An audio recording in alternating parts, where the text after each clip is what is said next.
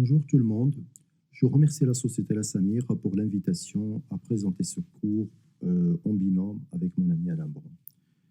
Je suis désolé de ne pas être parmi vous, étant donné que je suis actuellement à l'American Academy pour traiter un sujet qui est à peu près similaire, la chirurgie combinée pharyngosclérectomie profonde. Donc, je vais traiter aujourd'hui sur ce cours essentiellement la gestion de la cataracte glaucome dans les angles ouverts. La gestion de la chirurgie de la cataracte et de l'association cataracte-glaucome va être basée sur un certain nombre de principes généraux par rapport à l'expérience de chaque chirurgien et également en fonction de chaque patient. Donc, on va individualiser le traitement au cas par cas. Les deux pathologies, la cataracte et le glaucome, sont des pathologies qui sont relativement fréquentes et ce sont des maladies qui sont liées à l'âge. Donc, ils vont coexister de plus en plus que l'âge augmente et cette coexistence va poser problème parce que la gestion de l'une va entraîner ou va influencer la gestion de l'autre. Ajoutez à ça que la chirurgie combinée de la cataracte et du glaucome a un regain d'intérêt avec les mixed minimally invasive glaucoma surgery. Quelles sont les options qui sont à nos dispositions aujourd'hui? Il s'agit soit d'une chirurgie séquentielle, soit une chirurgie combinée devant une association cataracte-glaucome. Nous pouvons commencer par une chirurgie séquentielle, d'abord cataracte seule, mais qui peut ne pas être suffisante si le glaucome reste non contrôlé, donc de le recours d'une chirurgie de glaucome dans un second temps. Soit une chirurgie de glaucome seule, et puis ensuite on enchaîne avec une chirurgie de cataracte, on verra dans quelles conditions. Soit une chirurgie combinée en même temps, concomitante, de glaucome et de cataracte. La gestion va dépendre d'un certain nombre de considérations et d'aspects cliniques. Un patient qui se présente avec une cataracte et un glaucome qui sont significatifs va poser un défi sur le plan clinique pour l'ophtalmologiste, qui doit analyser un certain nombre d'éléments et prendre en compte l'âge du patient. La situation n'est pas la même s'il s'agit d'un patient jeune ou d'un patient âgé. Le type du glaucome, ce n'est pas la même situation lorsqu'il s'agit d'un glaucome à angle ouvert, celui que je traite, ou glaucome par fermeture d'angle, celui que sera abordé principalement par mon ami Alain Brand.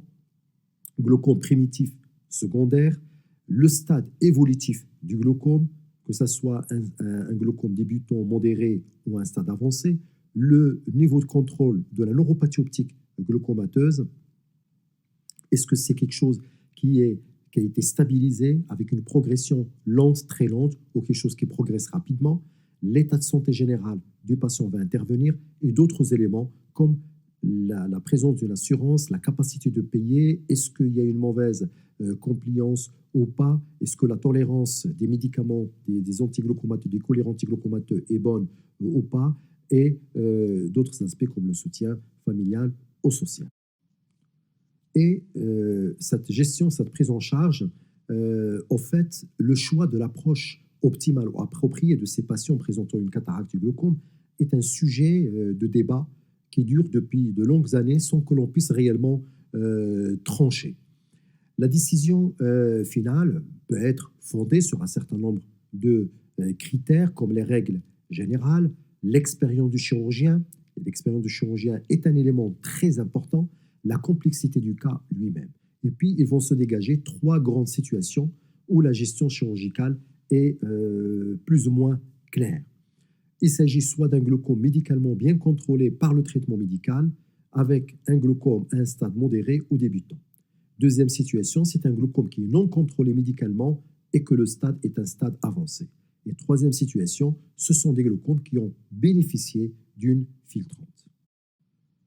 Comme je l'ai déjà dit, il faut bien évaluer le glaucome. Le type du glaucome, j'en ai parlé, primitif, secondaire, une exfoliation capsulaire, c'est un élément important. Est-ce qu'il y a des éléments en faveur d'un glaucome d'origine traumatique, une récession de l'angle, une dislocation d'origine inflammatoire? Le degré de l'atteinte glaucomateuse, est-ce que c'est un glaucome qui progresse ou c'est un glaucome qui est stable, et puis, bien entendu, tenir compte du niveau de la pression intraoculaire et de la qualité de contrôle de cette pression intraoculaire et de nombre des antiglaucomateux qui sont utilisés. Nous savons qu'à partir de deux antiglaucomateux utilisés avec une plus ou moins un bon contrôle de la neuropathie optique glaucomateuse, il faut commencer à penser à la chirurgie. Et bien sûr, la tolérance va également intervenir. Si un patient n'est pas tolérant à ces médicaments, ne les tolère pas, donc il faut également envisager cette chirurgie. Alors, nous avons la première situation. Il s'agit d'un patient qui présente une cataracte, que l'on va opérer d'une cataracte seul en premier.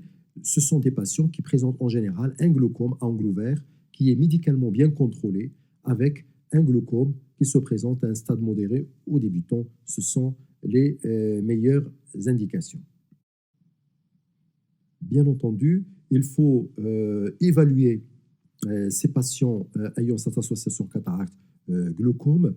Il faut évaluer bien sûr le degré de la cataracte, qu'elle soit réellement significative et qui altère l'acuité visuelle du patient. Il faut évaluer l'intégrité de la zonule. Est-ce qu'il y a un phacodonésis? Est-ce qu'il y a une subluxation cristallinienne? L'existence d'une pseudo-exfoliation, élément très important, nous en parlerons plus souvent. La présence de synéchie postérieure, le degré de la dilatation pupillaire, et également ne pas oublier une atteinte maculaire éventuellement associée. Une situation qui est un peu plus rare aujourd'hui, c'est celle des patients qui utilisent d'une manière chronique la pilocarpine ou autres parasympathiques mimétiques qui peuvent entraîner un myosis pupillaire qui peut être résistant à la dilatation, c'est qui va entraîner une phacomulsification de ces patients donc, qui bénéficient de cette chirurgie de la cataracte en premier, parce que donc, le reflet pupillaire va être diminué au cours de la chirurgie avec une rupture de la barrière hémato-aqueuse et également une inflammation excessive en post-opératoire, particulièrement lorsqu'il s'agit de patients glaucomateux, nous le savons, mais d'autant plus s'il s'agit de glaucome exfoliatif ou post-inflammatoire.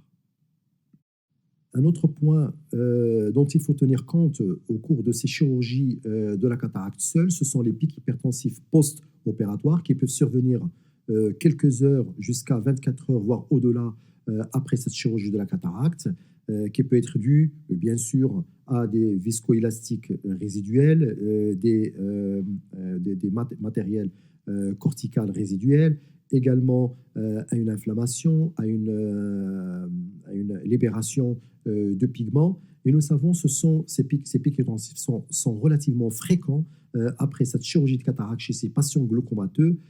Différentes études l'ont démontré, jusqu'à 55% avec une pression intraoculaire supérieure à 25 mm de mercure au premier jour. Et d'autres études ont rapporté jusqu'à 57% de pression intraoculaire supérieure à 21 mm de mercure à G1. Et nous savons que ces pics hypertensifs post-opératoires, bien sûr, ils ne sont pas durables dans le temps, mais qui peuvent avoir des répercussions en entraînant des dommages supplémentaires sur le nerf optique. Et ces dommages peuvent être définitifs, ils peuvent être permanents, et d'autant plus s'il s'agit de glaucome à des stades avancés. Ne pas oublier également que ces phacomulsifications chez ces patients glaucomateux peuvent être difficiles dans certaines situations, avec des chambres antérieures peu profondes, où il est difficile de manœuvrer, avec l'hyperpression qui peut entraîner des hernies de l'iris. Également, il y a une diminution de la densité des cellules endothéliales cornéennes en raison du glaucome et d'autres facteurs. L'instabilité zonulaire, avec possibilité de rupture de la rupture zonulaire, voire une issue de vitrée. Également, les problèmes liés à l'iris et les difficultés liées à la dilatation, avec possibilité d'utiliser un certain nombre de dispositifs pour nous aider à pratiquer cette chirurgie dans de meilleures conditions. Et nous savons que ces chirurgies peuvent s'accompagner de complications post-opératoires. Donc, je parle de chirurgie de cataracte, même chez des chirurgiens qui sont expérimentés. Alors, je vous laisse imaginer chez des chirurgiens moins expérimentés qui peuvent opérer ces patients. Donc, les résultats peuvent être parfois catastrophiques. Alors, bien entendu, la cataracte a été enlevée, mais est-ce que nous avons agi sur la pression intraoculaire? Eh bien, quand on voit du côté du glaucome à angle ouvert, d'après cette grande étude qui a retenu 32 publications parmi les 500 qui ont été publiées sur PubMed et Cochrane sur un certain nombre de critères d'inclusion, au fait, la réduction de la pression elle est très minime dans les glaucomes primitifs à angle ouvert, elle n'est que de 13%. Elle est un peu plus importante et plus intéressante dans les glaucomes exfoliatifs. Et bien entendu, comme ça sera détaillé par mon ami Alain Brand, la réduction est vraiment très significative et intéressante dans les glaucomes par fermeture de l'angle. Maintenant, si l'on commence cette chirurgie séquentielle par une chirurgie filtrante, donc, il s'agit généralement de glaucomes qui ne sont pas contrôlés par un traitement médical maximum toléré et que le glaucome se trouve à un stade avancé. À ce moment-là, donc, c'est une chirurgie qui va être séquentielle. On va commencer par une chirurgie filtrante, ensuite une chirurgie de la cataracte un peu plus tard. Sauf que cette approche va retarder la réhabilitation visuelle du patient en raison de la cataracte qui n'a pas été enlevée. Et puis, quand on va enlever cette cataracte, on va compromettre l'état de la bulle de filtration. Du coup, nous sommes obligés d'attendre au moins 3 mois, idéalement 6 mois, pour procéder à la chirurgie de la cataracte après cette chirurgie du glaucome. Ajoutez à cela qu'une chirurgie filtrante va accélérer le développement de la cataracte en raison de l'inflammation engendrée par cette vacuumulsification, par cette chirurgie filtrante, les corticoïdes qui peuvent être utilisés plus longtemps. Nous avons une diminution de la chambre antérieure qui s'accompagne avec ces chirurgies filtrantes, l'utilisation de la mitomycine pour contrôler la cicatrisation conjonctivale, mais qui serait pas certaine, l'exfoliation qui s'accompagne également d'une accélération du développement de la cataracte. Ceci est plus vrai avec la trabéculectomie, c'est moins vrai avec la sclérectomie profonde. Ici, donc, rapidement, je partage avec vous cette vidéo donc, où vous voyez donc d'abord l'injection de la mitomycine qui va être étalée dans la partie postérieure, ensuite la dissection du volet conjonctival, suivie par une scarification et non pas une cautérisation et dissection du volet scléral, comme vous le voyez ici, donc avec le couteau crescent. Ensuite, nous procédons à la trabéculectomie grâce au puncher, l'iridectomie, et on procède aux sutures. Et là, les sutures jouent un rôle très important. Il faut multiplier les sutures pour avoir un très bon contrôle de la pression en post-opératoire et surtout éviter toute hypotonie post-opératoire avec tout ce qui peut engendrer comme complications. Ici, je vous montre donc comment on fait une suture relargable. Donc, et puis, sans oublier cette porte de service qui va nous servir pour vraiment remplir la chambre antérieure, vérifier qu'il y a une bonne étanchéité, qu'il n'y a pas de fuite et que la bulle de filtration est bien formée, ainsi que la chambre antérieure. Sur cette deuxième vidéo, je vous montre donc sur un autre patient, donc vous voyez donc le puncher, l'iridectomie et ensuite ces fameuses sutures que je multiplie. Donc, comme vous voyez ici, donc j'avance rapidement. Et ensuite, bien sûr, il faut une suture conjonctivale bien étanche. Et à la fin, donc, nous allons utiliser la porte de service, comme vous le voyez. Donc, vous voyez donc les fils relargables ici.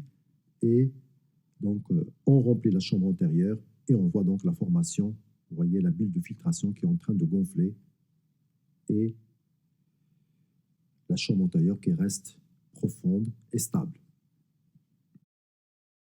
Après cette chirurgie filtrante, ensuite viendra donc le temps de l'extraction de la cataracte, dont la prise en charge va dépendre de l'état de la bulle de filtration.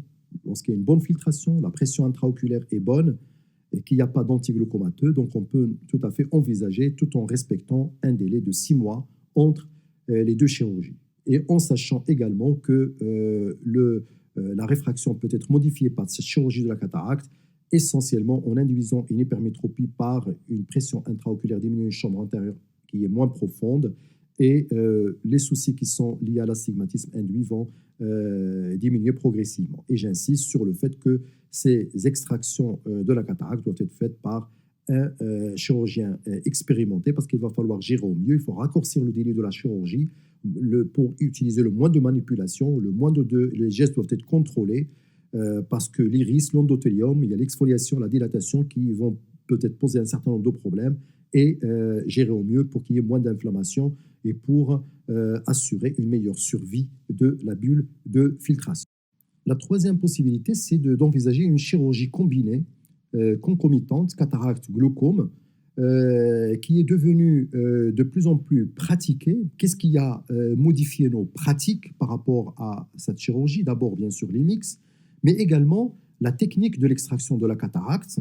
Avant, c'était l'intracapsulaire, voire l'extracapsulaire, qui sont de moins en moins, voire quasiment plus pratiqués. Donc, c'est plutôt la phacoemulsification et surtout les micro-incisions cornéennes qui ont amélioré vraiment la prise en charge de ces cataractes qui se passent dans de meilleures conditions. Il y a également des modifications au niveau de la chirurgie du glaucome avec la trabéculectomie moderne, comme je viens de montrer certains temps opératoires.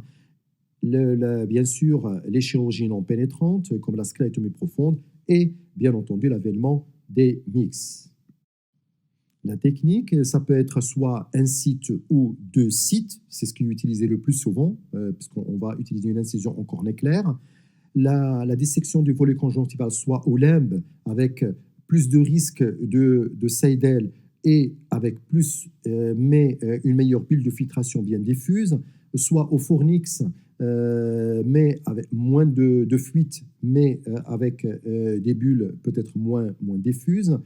Mais tout ceci dépendra donc des choix de chaque chirurgien et le confort qu'il peut ressentir avec tel ou tel chirurgien. Certes, la mitomycine a vraiment révolutionné cette chirurgie de la cataracte, de la chirurgie filtrante du glaucome, en améliorant les taux de succès de la trabéculectomie, de la sclérectomie profonde, mais également de la chirurgie filtrante. Cette chirurgie filtrante, qui est associée à la chirurgie de la cataracte, va permettre de diminuer le risque des pics hypertensifs post-opératoires, bien sûr diminuer, voire arrêter les antiglucomateux en post-opératoire, le coût qui va être réduit, le recours à une deuxième intervention, particulièrement les sujets qui habitent loin, et il permet l'obtention d'une bonne acuité visuelle, ce qui est une bonne chose pour le patient. Ici, donc, juste, je vous montre rapidement donc, cette chirurgie combinée. Donc, après la mitomycine C, ensuite la dissection d'un volet conjonctival, vous voyez, sur 5-6 mm, pas plus. Ensuite, cette dissection, donc, qui va être suivie donc, de la scarification et ensuite la dissection du volet scléral superficiel. Ici, il s'agit d'une chirurgie cataracte sclérectomie profonde. Le volet scléral profond est disséqué jusqu'à l'éperon scléral. Ensuite, le deuxième site, donc une incision de 2,2 pour extraire la cataracte, implanter et faire un bon lavage du visqueux élastique en fin d'intervention. Nous revenons pour compléter notre dissection, ouvrir le canal de Schlemm et faire le pelage du mur interne du canal de Schlemm. La résection du volet superficiel pour voir cette jolie fenêtre trabiculodysmitique qui va servir donc pour une bonne filtration, et ensuite nous fermons d'une manière étanche la conjonctive. C'est ça, le volet conjonctival. Ici, je vous montre juste un exemple de bulle de filtration, donc à 6 mois en post-opératoire. Finalement, les résultats après chirurgie combinée sont très variables d'une étude à l'autre, mais d'une manière générale, on peut dire que les chirurgies combinées ont des résultats qui sont à peu près similaires, légèrement inférieurs à une chirurgie filtrante seule, que la chirurgie combinée cataracte, sclérectomie ou cataracte, trabéculectomie sont à peu près similaires, mais avec plus de complications liées à la trabéculectomie, particulièrement l'hypotonie. Et puis, donc, pour terminer, les guidelines de l'EGS qui sont sortis en 2020, que finalement la chirurgie cataracte glaucome peut être utilisée quand c'est indiqué, cataracte seule, un bénéfice limité en termes de baisse de la pression intraoculaire et n'est pas recommandée pour le contrôle d'un glaucome qui est non contrôlé médicalement. La phaco également peut altérer le résultat d'un glaucome si elle est pratiquée trop proche d'une chirurgie filtrante de glaucome et que le glaucome peut accélérer le développement d'une cataracte. La chirurgie combinée permet une réduction plus importante de la pression intraoculaire que la phaco seule, mais moins qu'une filtrante seule, et que, en termes de résultats, de chirurgie combinée versus chirurgie séquentielle, il n'y a pas de preuves suffisantes pour aider à faire le choix. Et pour terminer, on va dire que l'extraction de la cataracte est toujours bonne pour le glaucome, qu'elle soit combinée ou séquentielle. Cela dépendra bien sûr de l'expérience du chirurgien, les caractéristiques du glaucome, les attentes du patient. Donc finalement, c'est une prise en charge du glaucome, enfin de la cataracte du glaucome, qui devra être individualisée. Et je vous remercie pour votre attention.